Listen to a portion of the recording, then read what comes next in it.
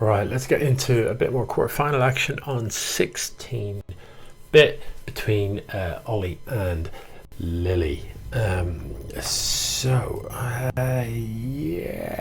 hopefully this is going to work for me. I've just had an extended battle with my computer because it decided that when I sat down to cast some games earlier, that tonight was the night that my hard drive would blink out of existence.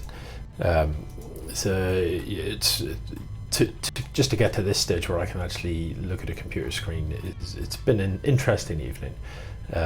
So I'm much later than planned. I'm not sure whether I'll have time to cast both of the games that I've been emailed or not. Anyway, let's get on with this one. So we have got Lily here in the bottom left of 16-bit. We have got Ollie up in the top right playing Protoss and looking to get into a fairly standard opening. Lily, by the looks of things, also going to open pretty standard with hatch first. And that's absolutely fine. My personal preference as a Zerg on this map is actually to drop my first hatch here.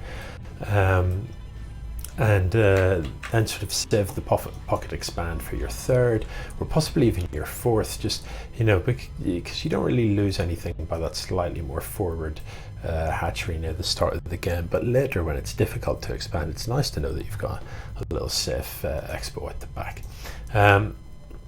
Yeah, so Ollie in Zergland, Protoss land is also just about to expand. Everything looking pretty normal as you'd expect. No workers being produced here from Ollie, so I'm not sure why that is, whether he doesn't look like he's supply blocked or anything, so a bit of a stall on the worker production here, and I don't like it. There's minerals to be had, there's supply to be had, so really needs to get those workers in production.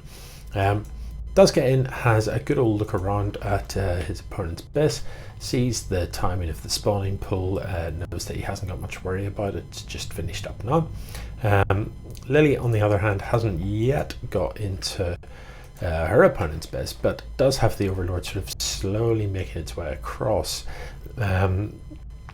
It's a long enough wonder for an Overlord, but there's no side core here just yet for Ollie, so it's going to be some time before he's got actually anything that can shoot up. So this Overlord can just waltz straight into the base and have a good old look around, a good old nose around if it wants to, see the timing on the expo, for example.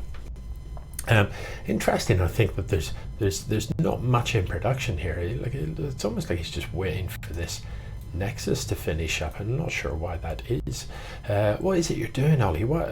I don't get it. You're just banking huge amount of minerals. This is all a bit weird.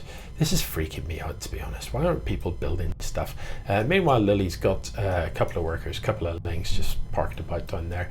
No queens in production, and you really do need to get those queens going as soon as your spawning pool finishes up. Queens are fantastic. Not only do they give you that functionality of spreading creep and of getting extra larvae from your hatcheries, they're great defensively as well. They're tough units, and if something like an Oracle comes in, if you've got a couple of queens in your base, that will handily see off an Oracle and minimize the damage that it can do.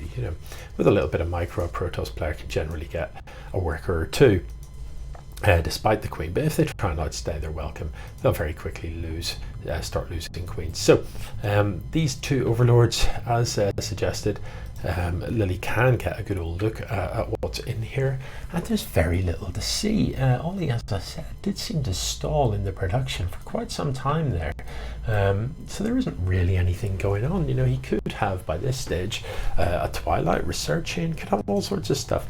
There's no stalkers out just yet, but this one is going to pop reasonably soon and will be able to sort of chase these Overlords away.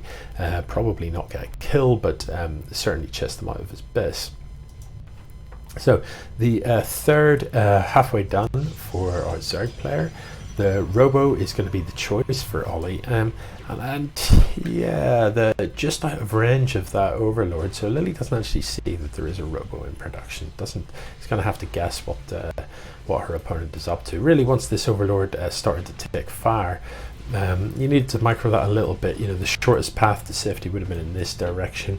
trying to move out this way, the Stalker was always going to get it, and if you do know that the Stalker is going to get your Overlord, then the sensible thing to do is send it into your opponent's base, so before it goes down it can get some last scouting information.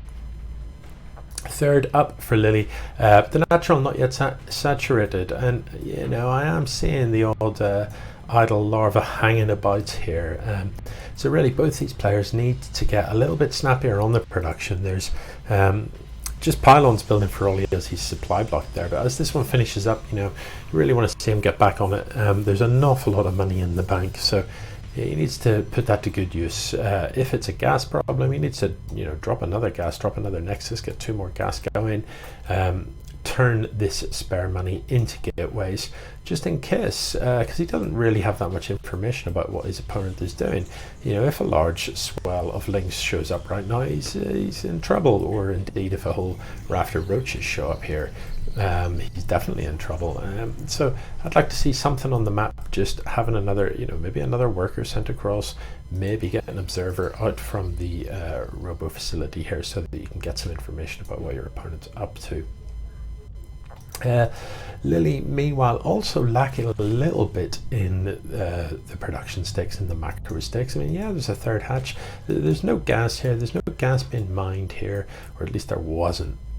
Literally a second before I said that, there definitely wasn't. You've got to believe me.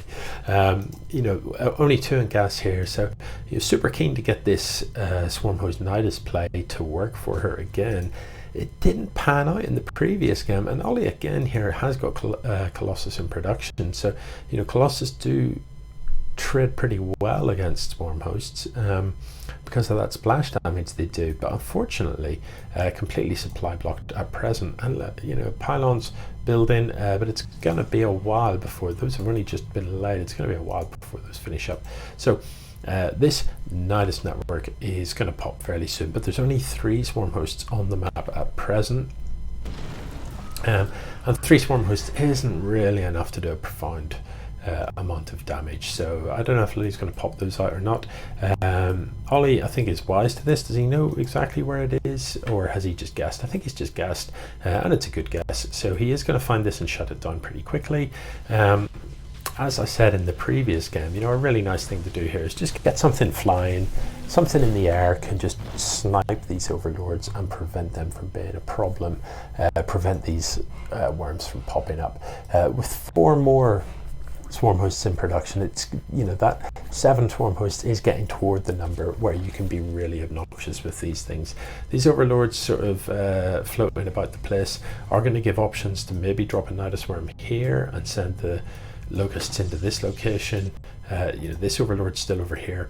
A worm here would be able to send locusts into this location and potentially get a large amount of damage done. I'm not sure what the holdup is on that, to be honest. The Swarm Hosts are ready, the Nidus worm is ready, so I don't know at present what we're waiting for. There's a hive being been mutated here in the main for Lily.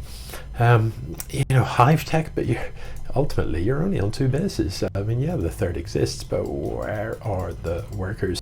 And there's no 4th, so not 100% sure why hive is coming down. These overlord scouting patterns are a bit freaking me out a little bit. By all means, send your overlords and scouting patterns. I'm not sure you need them in clusters of 4. If I saw that coming, I'd be weirded right out. I'd be thinking it was a drop or something like that. Anyway, yeah, Ollie, you've got a huge amount of money, so why have you only got 2 gateways? And in addition to that, why are neither of those gateways actually building anything? These are the questions I have to ask myself. You know, all of this money just ramping up and your gateways are idle. You know, you're going to have a push here, but how do you have a push off 2 gateways? You know, 9 minutes in, 2 gateways. This isn't right.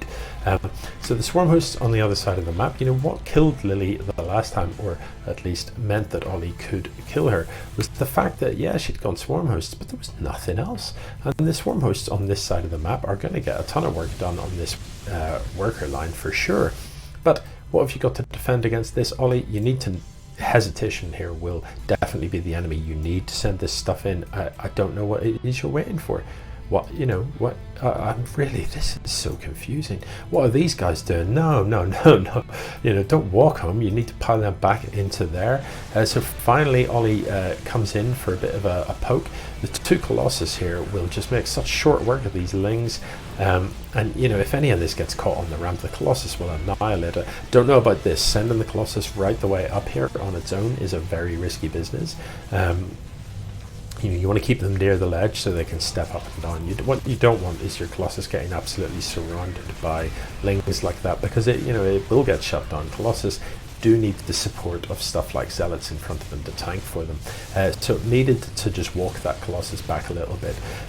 You know, but here is the problem. The lack of production is the problem. You know, where's the follow-up to this? These units are just, they're going to trade reasonably here and get a bit done. But, you know, how are you supposed to reinforce when you've only got 2 gateways? You can't. 7, 8, 9, 10 gateways for sure, at least 2 robos. That's a sensible setup to have once you've got, you know, 3 saturated bases here. Look at this money. It's just going up and up. It isn't possible to spend that fast enough, especially when you're not even using the gates, to be honest.